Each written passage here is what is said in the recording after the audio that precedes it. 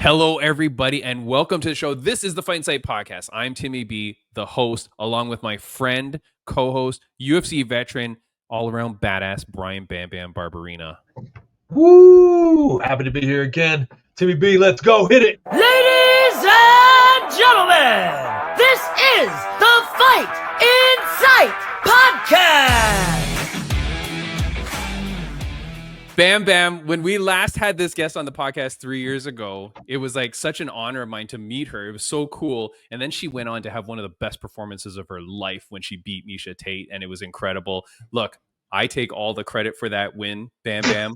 But let me tell you about this guest, okay? And I'm going to bring her in as I do the intro, Bam She's Bam. very special person to me and my family. Really? Yeah, absolutely. Oh, okay. Well, I got to hear She's about a great this story. friend.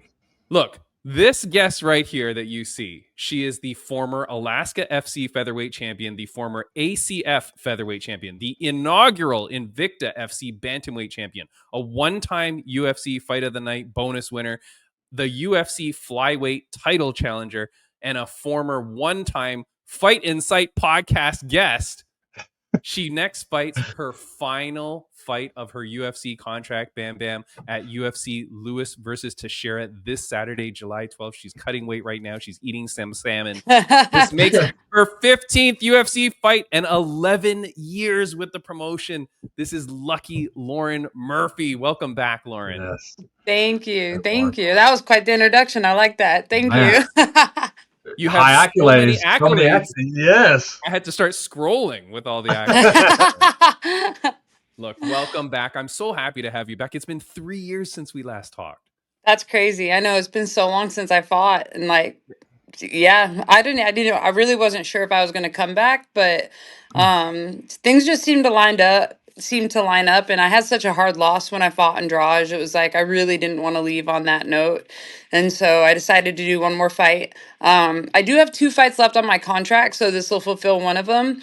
But I really I wanted to retire as a UFC fighter. You know what I mean? And it Yeah. was like I don't want to I don't want to fight out my contract, and I don't want to pursue the championship anymore. I want to do a retirement fight, retire as a UFC fighter, like everything that you just listed. I feel super proud of. I'm really happy about, and yeah, I'm just gonna go get a really dominant win, hopefully get a finish, and call it good. Yeah, That's that's it. awesome, Lauren. I mean, you see plenty of fighters out there thinking when's going to be the last one, or continue to push to have another.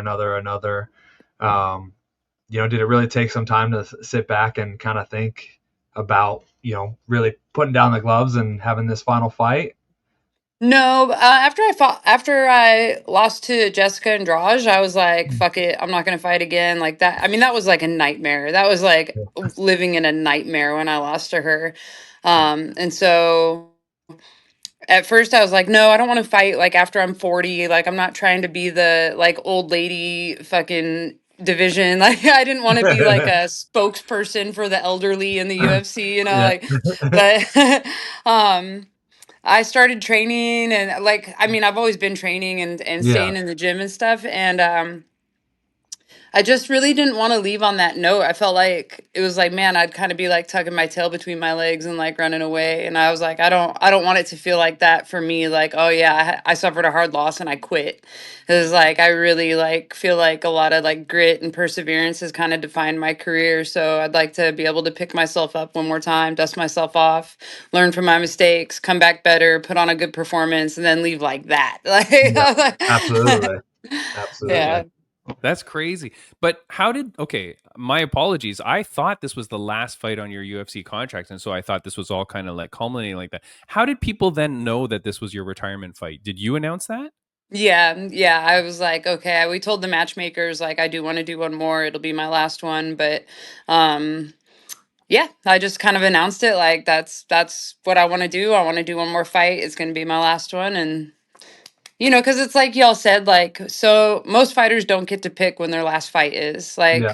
The sport retires them before they're ready, or there's injuries or whatever the case may be. Maybe they don't make it as far as they wanted to or something. And I just feel really blessed that I've had the career that I've had. I have a career waiting for me after my fight career. I own a couple businesses now. Like I own a house. Like my student loans were paid off, which was like it was one of my goals in fighting was like pay off my student loans. Um, I don't know. I feel like I've exceeded like all my own expectations, and like I said, I'm not. I don't feel like I'm in a position to chase the title anymore, but I do want to go out on like a good note and on my own terms. Yeah. Yeah, absolutely. I mean, you've done so many great things for women's MMA. I mean, even just everything you've done has been amazing. I really hope, like, especially because you let them know, like, this is the last fight, I'm putting the gloves down. I hope you get like one of those videos that they do for some of the people. You know what I mean? Who, like absolutely, you should get one of those videos. Like, you deserve it. Like, so many times over. Like, it's definitely something they should be putting together for you. I'm gonna be freaking pissed off, and I'm gonna be kicking around and like yelling and going on social media and letting them have it on a rant or something if they don't do that for you. Because I mean, wow, what a career, what an amazing like journey you've had, even outside of the UFC, coming into the UFC. I mean, it's been amazing. They definitely should have a video ready for you. And I hope That would be cool. That would be cool. But if they don't, I'll just pay somebody to make one. yeah. No, but okay, but hold on. Has anyone said anything about that? Did you tell them, hey, I want a video? Did you say anything? No, you don't tell the UFC anything. Yeah, Nobody tells the UFC shit. Yeah.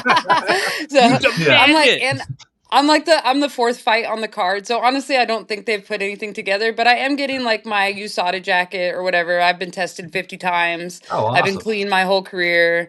Yeah, I feel like my career kind of speaks for itself. I honestly don't need a video. Like I don't need their fucking validation for me to feel good about what I've done. Like I get that. From the outside though, I'm like, she needs it. She needs it. She deserves it. Like, well, we'll put together a really good one. Like, or I'll pay somebody that's good at that kind of stuff. We'll just have somebody make one, and then I can share it on social media, and way more people will see it. Yeah, I mean, that's honestly the truth though, Lauren, because, you know, I was going back to when we had you on the podcast before, and like, this guy doesn't do his thing anymore, but this was the poster that he made for you at the time. Like, I shared that, but that was like MMA Social Squad, right? There's all these fans and stuff like that do cool stuff.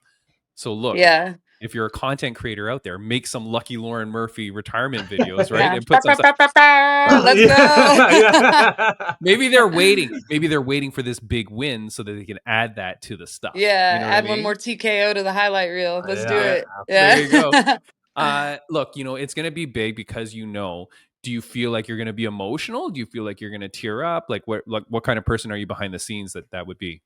No, I know that the way to win a fight is to be super focused. And so if I'm like, you know, thinking about how this is the last one and this is the end and I'm never going to experience this again, then I'm not focused on what I need to do. Yeah. So, I think, I don't really think about it like that. It's like my main goal is to go out on a fucking win and beat this girl's ass, not like I'll enjoy the moment after I win. Do you know what I'm saying? Like, I've stood in there enough times. I've heard Bruce Buffer announce me enough times that that's not going to be like a novel. I mean, it's always cool, but it's not like a brand new thing, you know, and I could celebrate whatever the 15 other times or 14 other times, 13 other times that he's done it. So like, yeah, I'm fine with like soaking it in like up to the day. And then, but really what I really want is like, you know, after you win, it's like the best feeling ever. And if you lose, it's a fucking nightmare. If I lose this fight, it's like none of that fucking emotional shit walking out or like, this was my last fight. Like none of that is going to feel very good if I don't win. So, but when I do win, it's all going to be worth it. You know, then I'll let all the emotions come in and like, enjoy seeing my name in the lights one more time and like hearing Bruce Buffer announce like however I win, and that'll be worth it. Yeah. It's going to be incredible. I mean, and just so that people know, this is the fight here. That's you against, I don't know why they call her Eduardo Ronda. That's her nickname, right? Ronda? Yeah. Like, anyway. I don't know. Did the UFC, I don't think the UFC made that. No? Okay, I don't know. I don't think so. Yeah, I don't know. I think some Brazilian made that. It's pretty cool though. But look, they haven't given you a schlub. They haven't given you a walkover. A win, a No. win, a win over this girl. I mean, if you dominantly beat this girl, does nothing change in your head, or you're committed? You're like, no, because like you beat this girl, you whoop her bad. People are Yeah. like, oh, wait a second.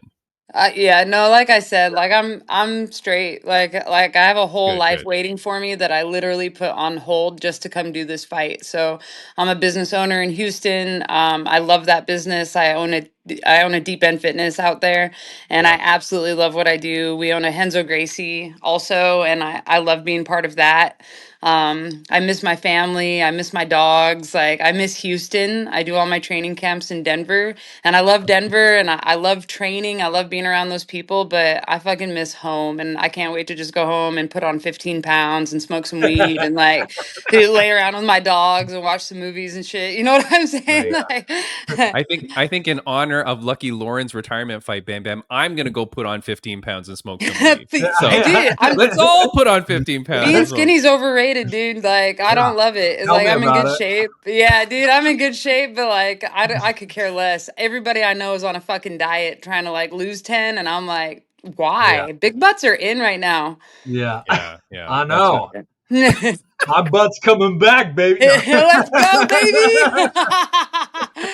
I got the so weight on me right now to give some little bit. Woo. That's what I'm saying, and it feels good, right? Like you It does. happy, Yeah. your wife I loves am. you. Like Yeah. it's fuck being skinny. It's I don't not. I don't need to be, fit anymore and in shape and anything to be impressed in anything or get ready for a fight right now. So Yeah, I'm really enjoying it, that's for sure. yeah, but and I like Just feel like living. you proved everything you wanted to prove. Like you did everything you wanted to do. You know what I'm saying? Yeah. Like you fought some tough people. You beat Robbie Lawler. Like you had a fight of the century with Vicente Luque. Like I'll never forget being at that fight live. To this day, that's my favorite fight I've ever seen live. It's one of Like my I favorite just. fights. do It's you know just, how many the people last Bam 6 Bam? seconds, not so much, but Yeah, Yeah, maybe well, not like the last couple seconds, but I don't turn yeah, even that really think about turn it that off part, by you then. know? yeah, Yeah, turn it yeah, off by then. Yeah, for real. I don't even give a fuck about that part, honestly. yeah.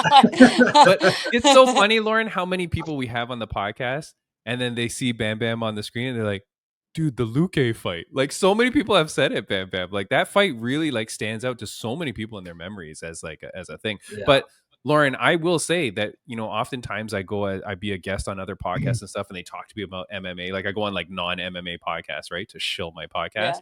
and they'll say like, "What are some of your favorite fights?" And many times I've brought up Lauren Murphy versus Misha Tate. Like Oh, that really? was, dude, that was such a good fight, man. Like it was so good, Thank and like you. your emotion in it. It was just I just remember meeting you before that fight, and thinking like, "Holy cow, this is a good fight." But then it delivered, man. What is Yeah. your favorite? You're gonna get asked like a million repetitive questions over this week, I'm sure, by meeting you. But I'm just gonna ask it maybe first. What is your most memorable moment of your career, and why is it being on the Fight Insight podcast? Well, because y'all ask the best questions, Yeah. clearly. There you go. Yeah. Yeah. I don't know. I actually have a lot of favorites. Like I fought in Alaska and it was like my third fight and I was hella scared of this girl that I was going to fight. I was really terrified and I hadn't been training very long and I was like a big underdog.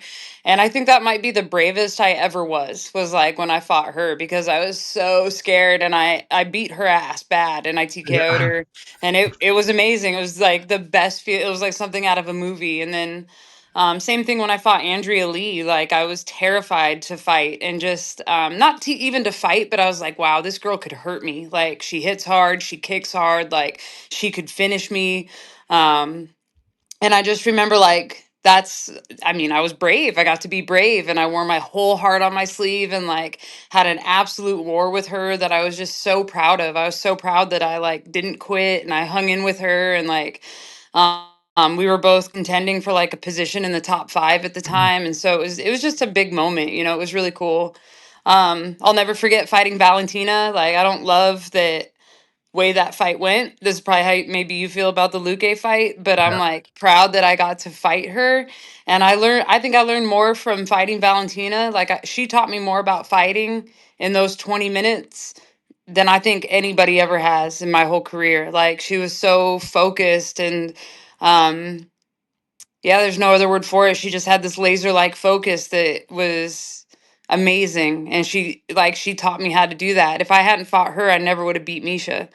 And Yeah. so, and then of course beating Misha Tate, like beating a former champion and an icon and a legend was like, yeah, it was amazing. Like, so I have a lot of favorites, but I say those are my top four. We got it. We know Perfect. which one is Yeah. number one, Lauren. Don't worry about it. Yeah. Speaking about how your fight and your career and all that, we did have a question that was written in. How has Deep End Fitness helped you prepare? Winky face. Oh, yes, I love that. I bet I know who sent that in. Yeah, so Deep End Fitness is a program. It's an aquatic fitness program, but it's a lot of like being able to work under pressure and staying calm when you want to panic. And that can like bleed into anything, but it really teaches you how to focus and like not quit until the job is done. It's like like you might feel a certain way, but you have a task to accomplish, and being able to focus on the task despite how you're feeling is something that I think a lot of people don't get to practice very often. They kind of let their emotions really rule over them and take over and dictate the way that they're going to act. And something that like Deep End Fitness or meditation or like fighting or any kind of form of mindfulness can teach you is that like your emotions don't have to dictate how you act. Yeah. So yeah, that's it. I mean, Deep End Fitness does that, and it gets you in really fucking good shape, like just amazing shape, and it's really fun. Like it's hella fun. It's good for your joints. It's good for inflammation. Like it's just really good for you. It's good for your CO2 tolerance. Wow. Yeah. Yeah, it's definitely like low impact training, right? But obviously you're doing a lot of work in that. I Yeah. was actually going to ask you how much did you do that? Did you do that all throughout camp and everything too? Yeah, I try to swim at least once a week. And sometimes they don't even have to be very hard swims, just by like holding your breath and being underwater. You can still get a lot of the same benefits. He's back. Yeah. Yeah, it's really low impact, but the CO2 tolerance is something that is like now it's kind of making a big it's making a big splash in the fitness scene. People are like getting all jacked up about CO2 tolerance right now and how it can be beneficial to athletes. And that's something that Deep End Fitness been known for a while. Yeah. So yeah, we've had that on lock for a couple years now. But it really is a big deal. CO2 tolerance like helps you manage like the fight or flight in you. It helps you manage like how you spend your adrenaline. Yeah, it's a really big practice in mindfulness, like being underwater when you can't breathe. If you have a task to do, you have to decide, like, am I going to panic and make this worse, or am I going to focus on the task and get it done efficiently? You know what I'm Yeah. saying? So it's pretty crazy. I I don't know definitely would what love to do some of that. I don't know what happened with my internet there. I apologize. I'm back. It's still recording, so we're good. What the hell is this though? I thought did you explain it while I was gone? Because I thought when she said Deep End Fitness, I thought it was just like a pool place where you're doing pool. What are you doing? They're drowning you, and then they're like, you have Yeah, to it's like solve a getting lock. through drowning, swimming, and No, like what? Like Yeah. what exactly are you doing? It's not swimming, obviously. Like what are you doing? It is. It's kind of swimming. So we get a lot of non-swimmers that come.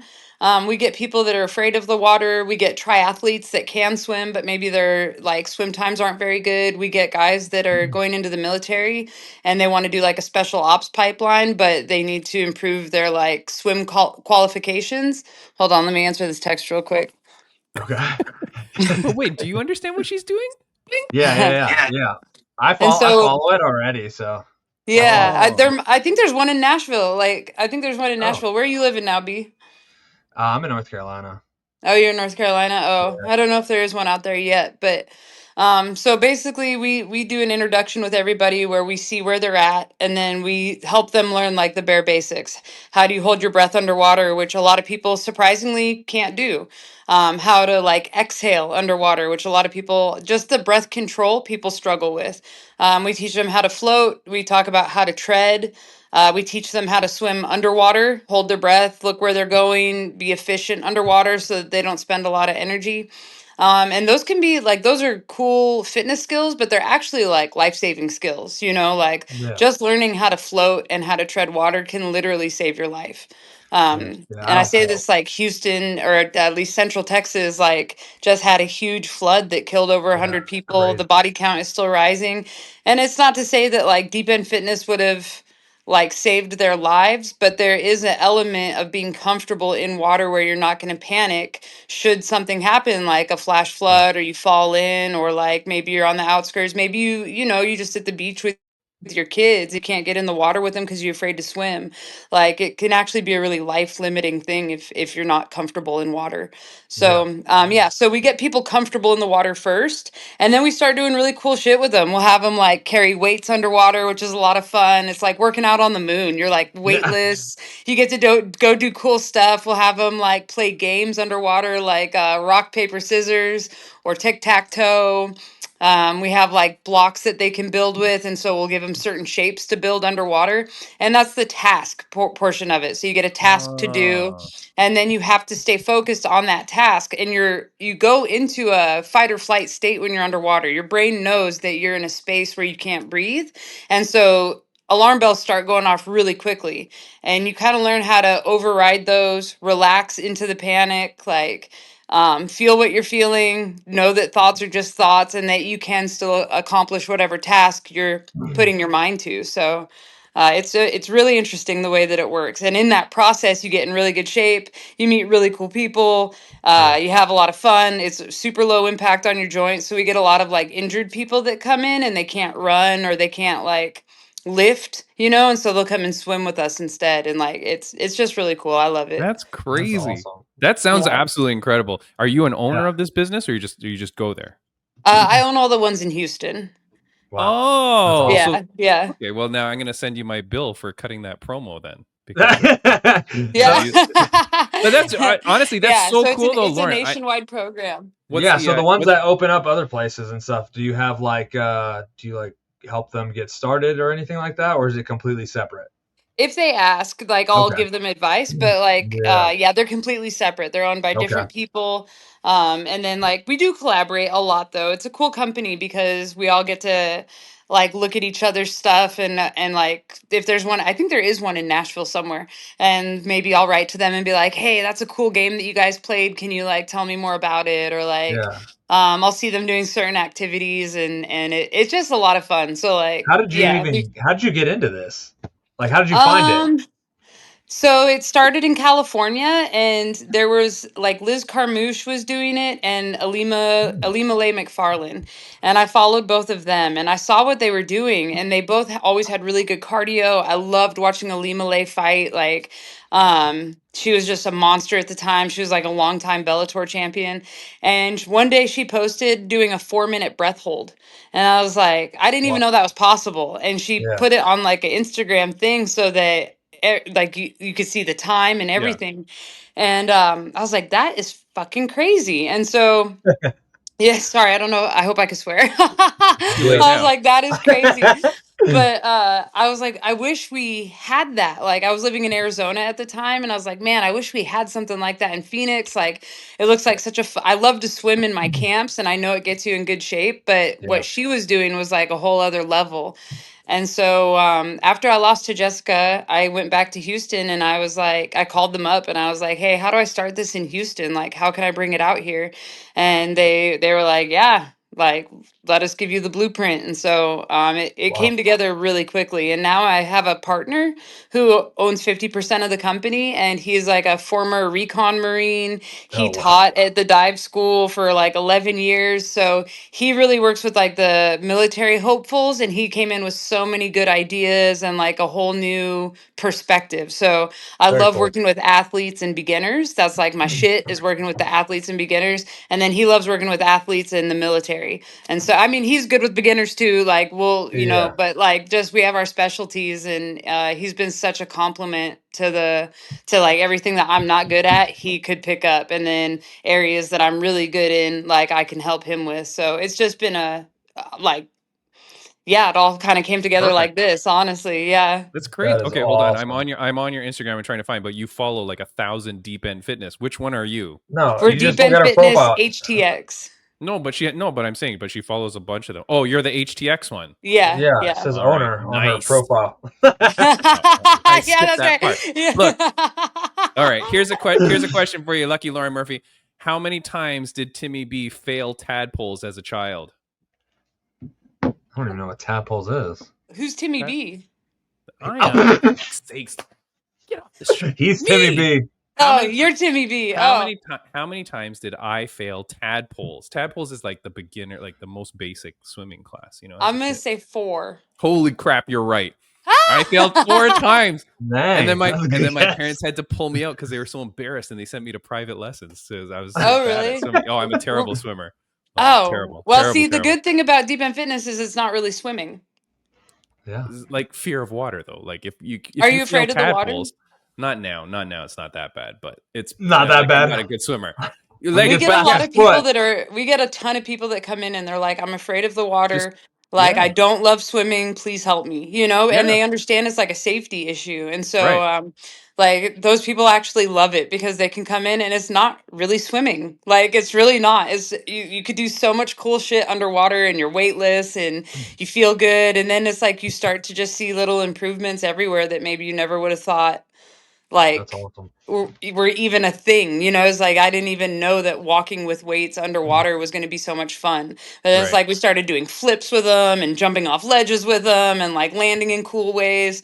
We like, you know, do these games like we'll play charades underwater. Somebody goes underwater and they like do something and the rest of the team has like their face in the water and they come up and you have to like guess who they are, what they're doing. It's just so, it's like a blast, you know? I'm That's awesome. It's so Yeah. crazy. Like I can see how happy you are about this and see how great this is. And it sounds Yeah. incredible for fighters. Like you're saying how it helped you with your fighting because of the pressure and stuff. I can totally see that. So like Yeah. if you are in the Houston, Texas area, go hit up Lucky Lauren Murphy and go do this, man. Because like deep end, it can only make you a better fighter, right? Like that's Yeah. very cool. Any Lauren, sport, really. Like we can yeah. compliment, and that's the Oh, cool any thing sport for about it sure. is it's not a sport unto itself. It's like a very nice supplement for any sport. So, like I said, we get a lot of triathletes too, because their swim times are low, and they're like they kill it at the run and the bike, but then they get in the water and they're like ah, and there's like in open water especially, they're getting kicked in the face, and people are swimming right next to them, and like they just learn how to kind of control that panic response so they don't gas out right away. Okay. Yeah. Yeah. That's crazy. Incredible. I Look, like that a lot. thank you for coming to the Deep End podcast. Yeah, And no shit. just change it all. No, okay, but here's a few things. We're gonna be seeing you like on fight week. We're gonna see you in the media days and the things like that. And I'm sure there's gonna be a lot of media because this is your retirement fight, so it's gonna have some hype around it. Just so that we can laugh when people are asking you questions. What is the question that you're gonna hate people asking you? Oh. Did we ask it already? No, Yeah. you guys always ask good questions. They're always like people always say like, how do you see this fight going? They always fucking ask that, Oh, and it's like you dumb motherfucker. Obviously, I see myself winning. Hello, Yeah. like Yeah. what? You know what I mean? Like yeah, they always say that. How do you see this fight going? right. I hate that fucking question. Yeah. What about retirement wise? What is the question that you're gonna hate answering? I really don't like it. Like if like when people, let's see. I really can't think of one, honestly. Like, Okay. like I said, I wasn't stoked about being like the spokesperson for old women in the UFC, but I have a response for that. And so, if somebody mentions my age, I'm going to say age doesn't matter. Like the mind is the athlete, you know, Yeah. and the body Yeah. is just the vehicle it uses. And so, my body's in really good shape, and my mind is very strong. So I feel like I can compete with anybody today. You know, I'm Yeah. not as good That as I is- once was, but I'm as good once as I ever was. Perfect. That is the best answer. Killing it.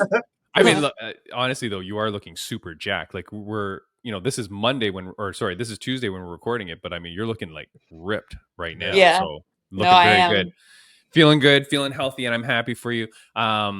Is there anything that you would really want people to ask you? Like, is there a question that you're like, I hope they ask me this because I do want to get this out, whether it's in the cage afterwards or behind the scenes? Is there anything that you really want to get out? I love it when people ask me like about my favorite moments, you know, like I love to talk about like the things I'm really proud of. I think that it always surprises people when I'm like one of my like most favorite fight moments was in Alaska when I was like 2-0 you know? Yeah. I was Yeah. like, really? I'm like, yeah, because of the way I felt, like what Yeah. that fight meant to me at the time Yeah. was so big. It was my whole life. And so, yeah, just being able to like, you know what? I hope somebody asked me is like, are you still learning? And I'm still learning. You know what I learned this camp? I learned that a warm up is really important. I have never really considered a warm up very fucking important. And this camp, I started warming up before my practices, like a good warm up, and it's changed everything. Let me tell you. Game So changer.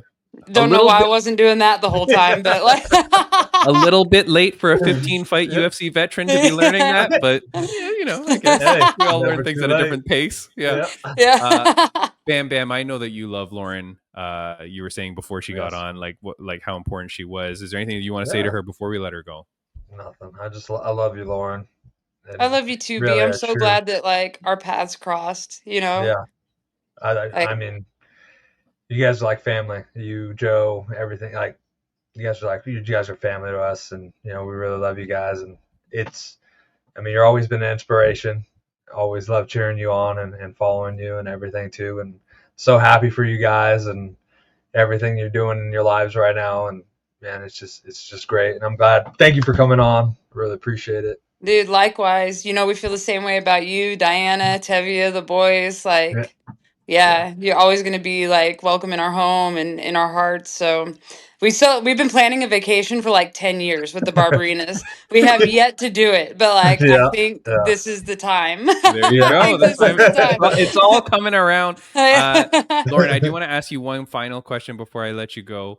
Sure. But before I ask that, will we still see you competing in BJJ and things like that? Because I know you've been doing that Oh, for the that's a last question. year and so, right? So, okay, my fighting career is done. And since you're still locked in a contract, I guess we're not going to see you dirty boxing or anything stupid like that. No. Right? But BJJ is still on the board. We're still going to see you doing that. Yeah, for sure. Yeah, Right. absolutely. Okay. There, I'll be happy to represent the old ladies. Yeah. Master 4, baby. Yeah. Let's go. Very, very cool. Before I ask you my final question, is there anything that you want to say to the fans, viewers, and listeners of the podcast?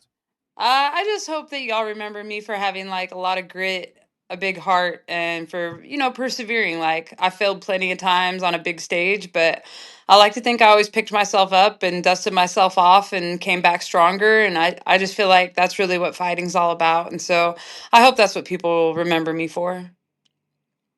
Yeah. Absolutely. I do think so, Lauren. Like you've given so many people so many incredible memories, right? Like with all the things that you've done in your career, it's absolutely incredible. And you've always been such a good person, man. Like just the way that you represent yourself, such a good person with you and your husband, and the story that you have, the background and everything. You're just so inspiring. I do want to say, I know you're very busy with all your businesses and all the stuff that you do, and your vacation with the Barbarinas coming up, but TED Talks, Lauren Murphy. Hey. Like if you're not doing motivational TED Talks and stuff like that to people, like that doesn't take a lot, even if you do just a couple a year. I really think people would benefit from A couple that. of years.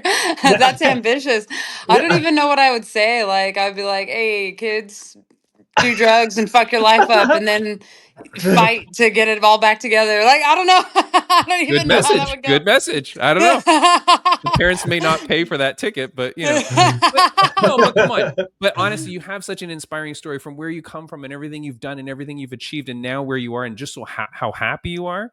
Thank People you. can take a lot from that. You Man. are People so can inspiring. really. Yeah. You know what I will say? I'm very happy with how I played the hand that I was dealt. I think I played it really well. So That's the title of your book. Yeah. Lucky Lauren, man, there's so much that you could do. There's so much that you can achieve. I'm very excited to see wherever life takes you. And thank you so much for joining the podcast for a second time. Yeah, Hopefully thank it's you still for not- having me on. Hopefully it's still not the last. And the next time you need to cut a promo for your businesses, please come on here and we'll record it for you. Last question. I don't think I asked this for you last time because it's something that we now ask all our guests on the show. And so I want to ask it to you. And this might be a perfect time to ask it. But Lucky Lauren Murphy, it's a question my mom used to ask me almost every day of my life growing up. On a scale of 1 to 10, how happy are you? How happy am I? Yeah. On a scale of 1 to 10, I got to put it at least like a 13. Oh, Nice. Yeah. All right. I like the number. Anything about that number for you? 13 is real lucky. It's a real lucky Yeah, it number. is. There you go. It is. And why are you so happy? I mean, or like if you want to expand upon it at all. Just I've had an incredible life. Like if I died tomorrow, I'd be like, hell yeah, dude. Like I did everything I ever wanted. Like I feel like I'm 100%er, you know, everything I do in my life, I try to do 100%. I'm proud. I'm just really proud of like who I've become. I love my family. I like I have a great husband. I live in a great home. Like I'm surrounded by good people and I don't know. I don't that like that's wealth. I'm so wealthy in that aspect that Yeah. yeah, to have people like Brian and Aurora and like Carrington Banks and like just these good people that are in my life. Like I just couldn't honestly, I couldn't be happier. Yeah. I'm happy. I'm That's happy Yeah. for great. you, Lauren. Hell Yeah. yeah. Congratulations. So Thank you so much for spending all this time with us. I really appreciate it. It's Yes. fight week for you, so I know you're very busy. Can I say also, I'm very happy that your last fight is not in the Apex. I would have like Yeah.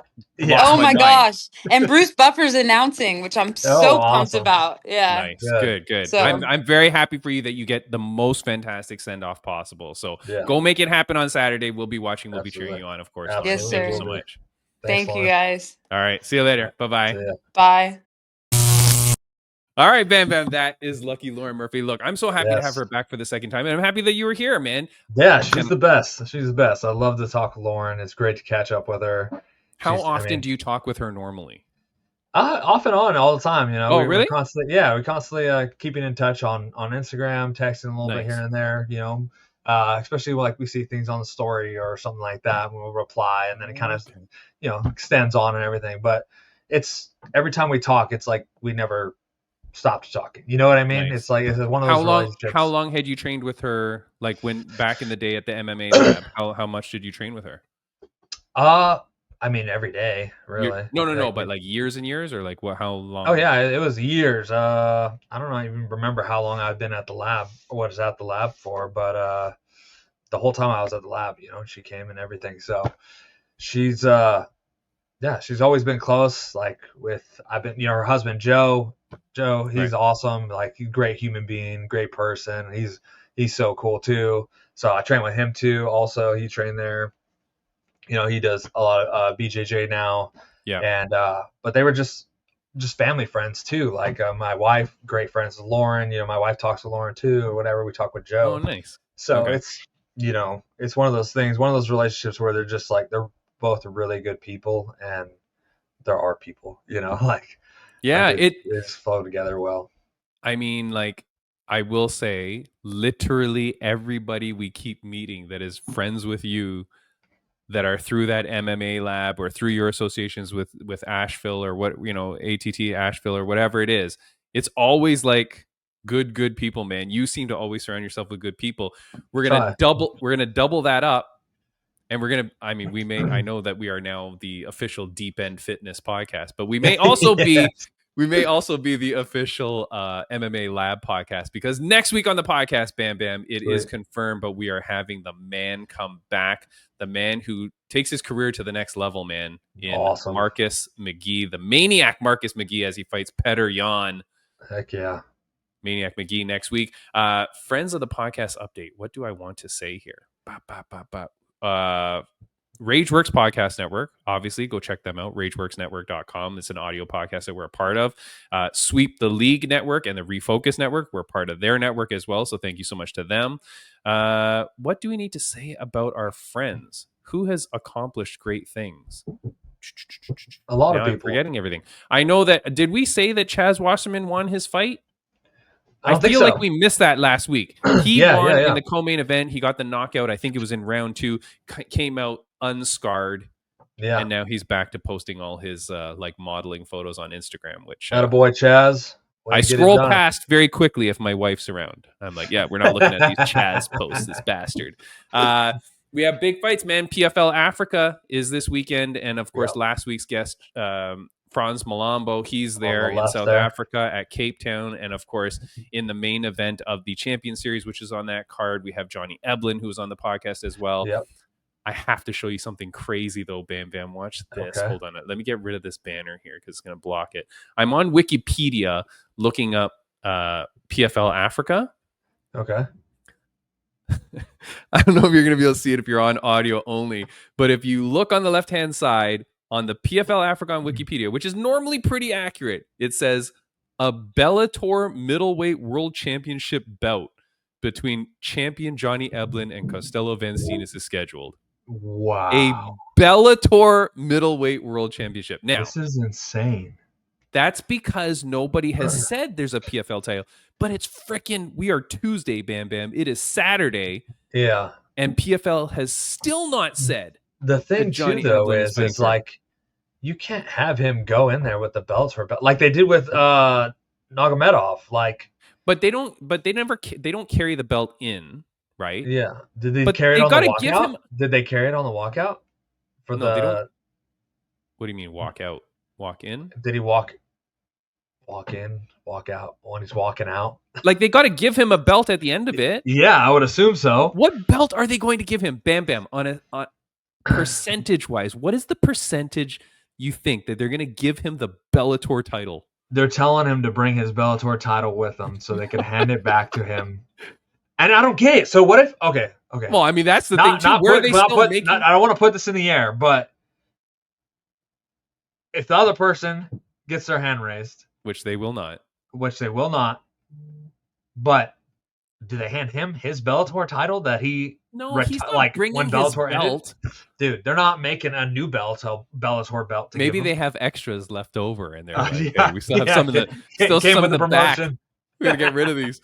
That was part of the purchase agreement. Yeah, that is freaking crazy though. But anyways, that's exciting. I will say, this guy was supposed to be on the podcast today, but I found out this is Luis Henderson or Hernandez. Sorry, Luis Hernandez. Wait, do you know him or are you just reading it? No, I'm just reading it. But this is the guy, for those on audio only, that's the guy that won his fight at Tough Enough, and then Sean Strickland comes in and cold cocks him because he gave him the DX chop, right? So that guy's supposed to come on the podcast, but he couldn't come. Turns out he's a cop. Yeah, I have seen that. Yeah. Wait, how much have you researched this guy? Nothing, but I saw an interview of him like talking about it afterwards, and he says he's a cop.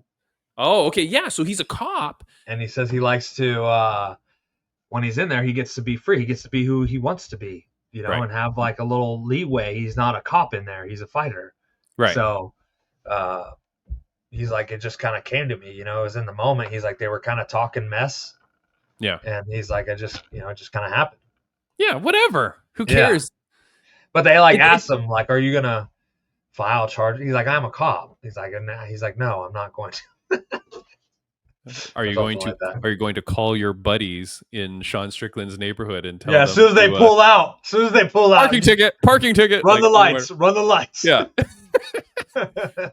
Anyways, look, we're gonna have that guy on eventually because I'm very interested to talk with him. Anyways, he's obviously an up and comer. He's 8-0 or whatever, I think, in his pro career. So the dude's an up and comer. That's going to be interesting, but that's not yet. But we're going to save him for a little bit later. But we do have Mr. Maniac Marcus McGee coming on, so that's pretty cool. Awesome. Speaking about how weird the PFL is in potentially giving this guy the Bellator title, here's another thing that came up. Very funny. This is from my good buddy MMA_gains, who always does tracking stuff. Check out PFL's weird gains. They went from hold on, I can't see. I gotta get closer. 1.4 million followers on December 31st. December 31st to June 20th went to 4.5 million followers. So they increased. Oh, no. And then he's also showing you the other increase though. Look at that. Because then he shows you December from 2023. So he shows you. So from December 2023 to December 2024, one whole year, they grow from 1 million to 1.4. So they grow 400K. That's post Ngannou time, right? Yeah. Okay. So they grow 400K in 1 year. Now suddenly in 6 months, they've grown by 3 million, like 300% or whatever, however someone's buying followers. Another buying followers, man. Yeah, for sure. 100%. There's no way. Look, let me just tell you how the Fight Insight podcast is going to have 4 million followers in about 5 minutes. Yeah. Like, it's pretty crazy though, right? Like, how does that? Yeah, that big of a jump. That's not natural.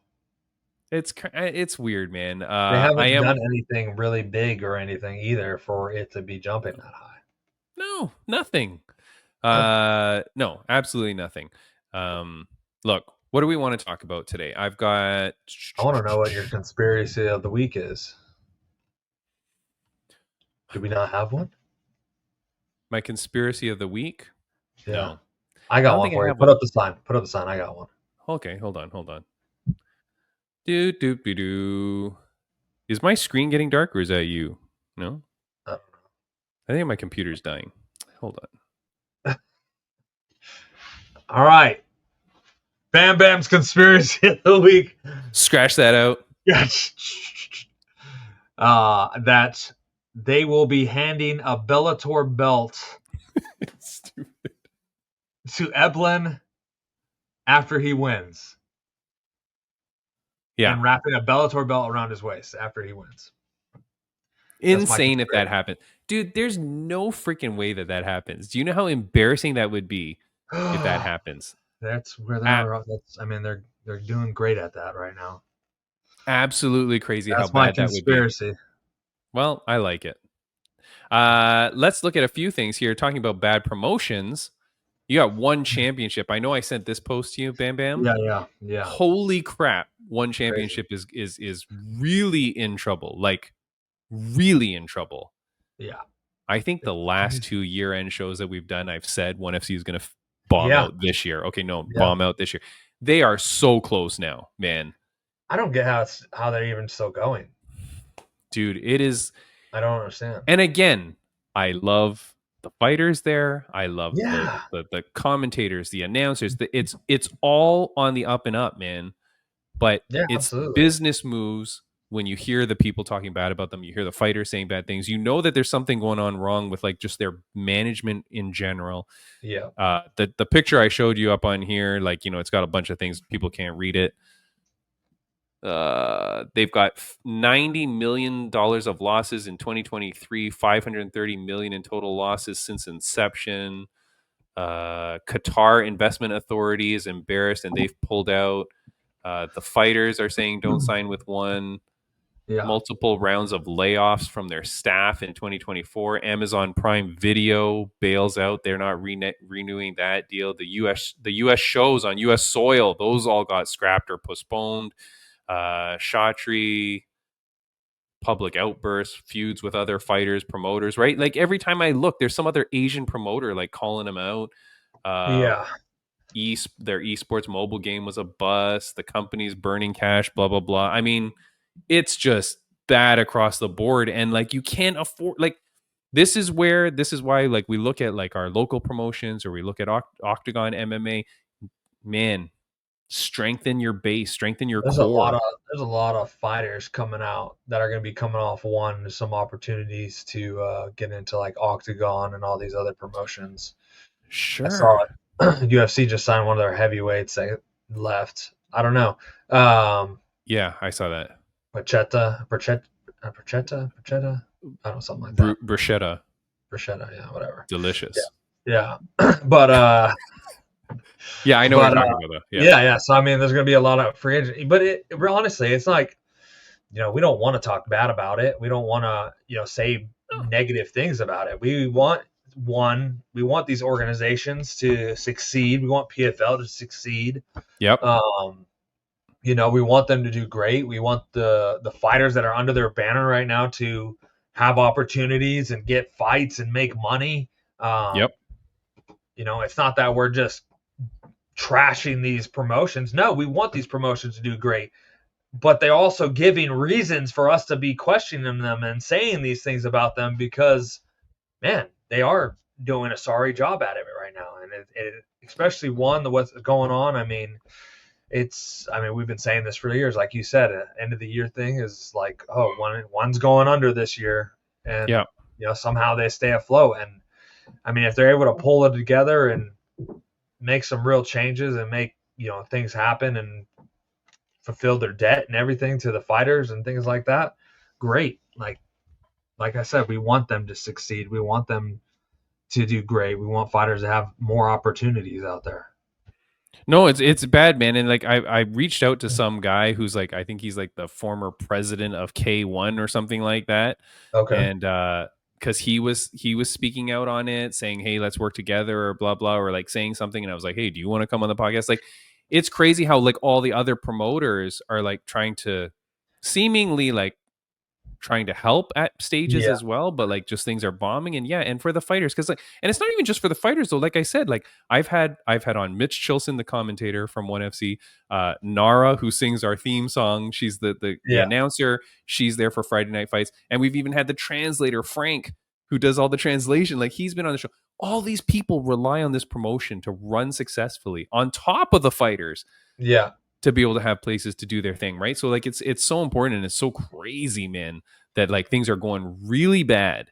Yeah. And You know what? I do know a guy who does. He won the Road to One for the kickboxing or Muay Thai. Yep. I should reach out to him and see what things are looking like. What's up with his contract? That's what you want to ask. Yeah. We had on the girl that won Road to One like several years ago, Celeste Hansen. Yeah. She went off, fought several fights, won some, lost some, but in her last fight with them, kicked ass and did amazing. Next thing you know, she was fighting in some local promotion in Thailand. So I'm like, Wow.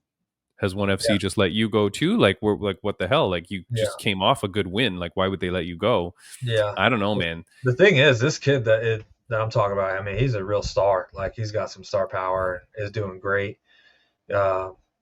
But what are you going to do though? Like I would worry though. You win the Road to One, you could go there now and get stuck in a contract and not even fight. Well, he's already won it. He's already fought for one again. You know, like after he won the Road to One, then he fought. Yeah. Oh, yeah. So he's got to be in a contract. What's his name? I'll send it to you. Oh, okay. You don't want to say it out loud, or you can't remember. Like, yeah, I mean, but it would be interesting to see. It would be interesting to see how many times he's fighting. And like, what's going on with that? Because definitely be interesting to have him on too, talk to him, and see, maybe he has some insight. So yeah, until you see that he's got like a Japanese mafia behind him. Don't say anything bad; we'll kill you. Yeah, you better say how much you love this promotion. Yeah, I mean, I hope everybody's okay, man. But like, boy, oh boy, that news is coming out now, and it's like getting hotter and hotter, and like, yeah. Not good, man. There's so many good fighters. And then the problem is, Bam Bam, these other promotions can't eat them all up. Right? Like That's true. You can't so then there's gonna be fighters just with nowhere to go, Mm-hmm. But it's sad. It's too bad. Good luck to all those people. Look, speaking about bad luck, Jon Jones, Bam Bam. We should talk quickly on that. He's unretired. Yeah. Thoughts, comments? What a fucking joke. Is he still the heavyweight champion? I don't know. I mean, that's the thing. It's like, hold on. You're gonna post Nope. it? Hold on. Oh, see? Here we go. It happens naturally, Bam Bam. Timmy B's Conspiracy of the Week. Dana White is going to reinstate Jon Jones as the heavyweight champion and downgrade Tom Aspinall to the interim champion once again. Because I don't understand how he retires. They strip him of the title, I guess. Okay, so but now he comes back 2 weeks later. Like, here's what I'm saying. Here's what I'm saying. Okay, so he did post like, it's good to be the hunter instead of the hunted. It feels good to be the hunter again instead of the hunted. So my guess is they give Tom Aspinall either the belt or they make it like they're fighting because they're going to fight each other, and they're going to make it where they're fighting for the official belt. So now they're not going to fight each other. Tom Aspinall is not the champion. It's like a vacated belt, and they're going to fight each other for the title. No, but you can't though, because he is interim champion. So if you say the title is vacated, he's the champ. Okay, so there's only one way to do it. Or they have Aspinall saying he's the champ, and then Jon Jones is the challenger coming in to fight him. No, did you not hear the Timmy B Conspiracy of the Week? No, so Dana White is reinstating Jon Jones as the champion. That's what I guarantee that's what I foresee happening. Yeah. Or more likely, this whole thing is just a bunch of trash and stupidness. What a hoax, though. Gosh. Ugh. You got to be so upset though if you're Dana White, or if you're the UFC, or if you're Endeavor, or if you're the if TKO. You're them, like, think Tom Aspinall. What a fucking, like, I'd be furious. Like, he's waited all that time, bullshit. He knew he was gonna fucking retire, blah blah blah. He retires. Tom Aspinall's like, sweet, I'm gonna get a Doesn't get to matchup. We're doesn't get to gonna get fight the fucking forever. heavyweight title division going again, blah blah blah. Within 2 weeks, I'm back, blah blah blah. Like, oh my god, dude, come on. So stupid. I mean, here's the thing Then too that I just fight him. wish. Then just schedule the fight and fight him like soon. But You've had plenty of time. honestly, what I wish would happen, I wish Dana would just cut him and just go, you know what, we're just going to release you from the contract. Because what's the point, dude? Like, why have this Not on you? gonna And happen. I know that, but I'm just saying, like, it's just dumb. I mean, poor Tom Aspinall, right? He hasn't fought since July of 2024. So he hasn't fought in a year. Yeah. And with nothing lined up. Like, I mean, what are we hoping for, Bam Bam? That Derek Lewis puts on a good performance and then gets a title shot? Title shot against who? Against Aspinall. Oh, well, no. I think they're talking. Aspinall said, I mean, there's people above him, like Cyril Gone, and some other How names. many times does Cyril Gone get a title shot? No? Like, I feel like that's kind of weird too. I don't know, man. I mean, it's all a bunch of nonsense. Last thing we'll talk about, which is probably the most important, Bam Bam. Okay. UFC, the White House lawn, 2026. Bam Bam, will you come out of retirement / will you go back to fighting to fight in front of the President of the United States of America? I'd do it if they want me to. Dude, you get on that immediately. If they'd have me. They need a full American card, first of all. That card should be nothing but Americans, right? And you line them up, Republicans versus Democrats, right? Yeah. It would be the greatest freaking event ever. Because, you can do like, they've done Canada versus US way back in the day. Yeah, I remember that. Brazil versus Brazil. whatever. Yeah. Brazil versus whatever. They've done the team thing, whatever. You do Democrats versus Republicans. You get all the weakest fighters on the one side. You know what I mean? And then you get the Republicans and you fight it out. God damn, dude, that would be so crazy. What do you think about it, though, in general, UFC? Now, can I preface this by saying I did hear other things where Donald Trump said something along the lines of like amateur sports, pro sports, blah, blah. I don't think it's only UFC. I think the idea is that they will do sports at the White House. So like basketball, hockey, whatever. Because he was talking about a 25,000 audience, 25,000 viewers. That's a lot of people. That's like a hockey stadium, right? So if you build something, they will come. I just made up that term. And I think you could do. I think UFC would not be the only thing they're going to have on the White House lawn. I do think if UFC is the only thing on the White House, it's a little bit weird. I will say too that I guarantee you it won't be, if UFC is going to be there, it's going to be just them that day. They won't. Oh, of course. Wait, what? Yes. I don't think multiple sports on the same day. Okay. Yeah. But I'm saying like maybe every couple months or something, they have some sort of sporting event. I don't get it. What's the whole point of that? It's because it's goddamn America. Because America on the White House, baby. America champion. No, I think. Look, White House champion. Oh my god, you're gonna have the White House title belt. Yeah. This is America White House title belt. Let's go, brother. Only the cream.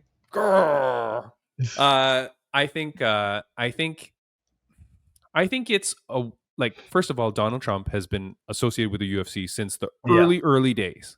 Yeah. Right. For those of those that don't know, right? Like he was there back in the early days, the Trump Plaza Hotel, Atlantic City, giving Dana White a place to put this goddamn thing on. Yeah. He's also a huge time fight fan, right? Like a boxing guy. He's been at main boxing events and all that stuff. He fought Vince McMahon at a WrestleMania. Like he's an entertainer, right? He's a thing. But I think he understands the value of like sports and whatever. I mean, he's there at the National Wrestling Championships last year, right? Yeah. like he is a goddamn American, and he's like there for the sports and stuff. And I think sports, in truth, if you think about it, it supersedes political stuff, right? Like, Yeah. sport is meant for all people.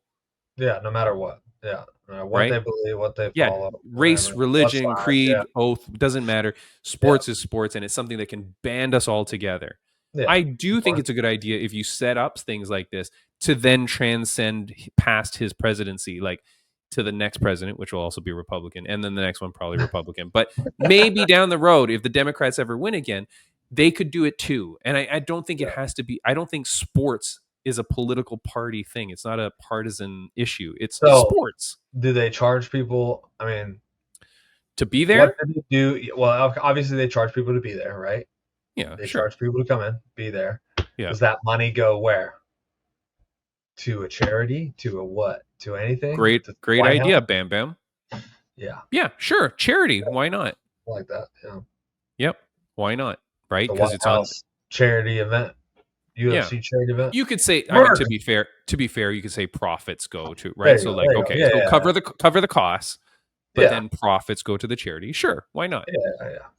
I think it's a really good idea, man. I think I like it. When you heard it, did you like it or no? I thought it was cool. Yeah, I thought it'd be cool.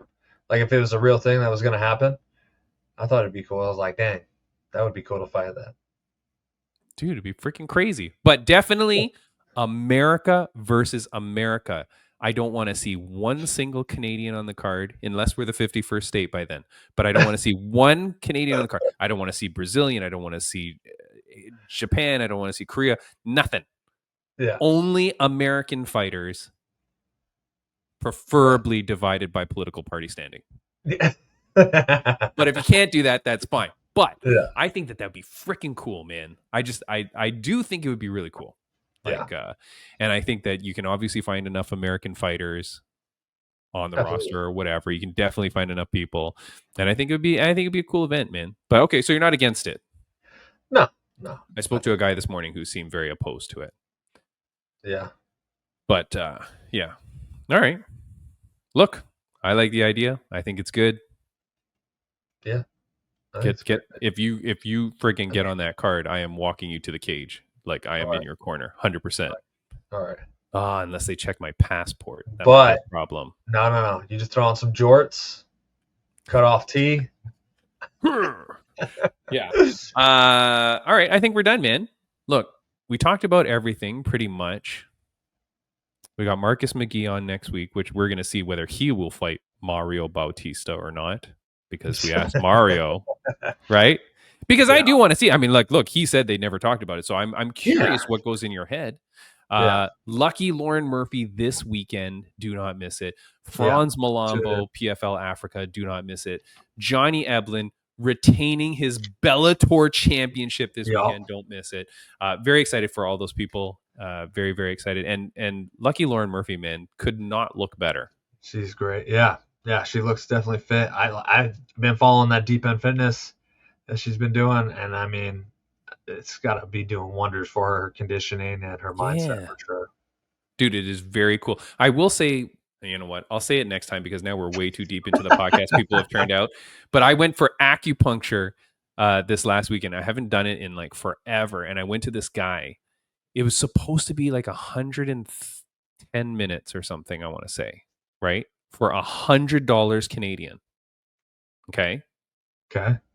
Which I can then submit to my benefits or whatever. But $100 not bad for like almost 2 hours of treatment. It lasted 4 hours, the treatment.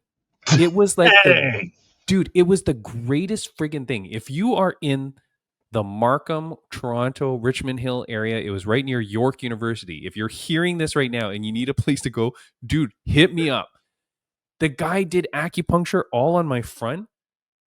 Then he gave like massage and like massage the organs and stuff like that. And like, he's like an old school, like Korean guy. Like it's this, like it felt legit. Bro, you know, you got a massage in the front, huh? Massaging the organs, does all this stretching stuff, whatever. Started like cracking some parts of me, whatever. Then I think it's over. And he goes, okay, turn over. Then he goes on the back, bap, bap, bap, bap, bap, like needles everywhere, then does massage there, stretches and whatever there. I'm like, I got out. It was 4 hours later. My wife and I both got the treatment. I'm like, it was 4 hours? I thought someone broke into my car and changed the time. Dude, the greatest thing ever, man. Like, I'm like, Wow. guarantee going back to that dude. So anyways, I'll give him a shout out Sounds next like week. a good deal. Dude, the best. It was crazy. I felt so good, man. I felt like I want to go fight someone immediately. Like, I felt so loose and ready. All right, my friend. Thank you so much, man. This was great. And thank you for setting it up with Lauren. Of course. Happy to do it. Bye.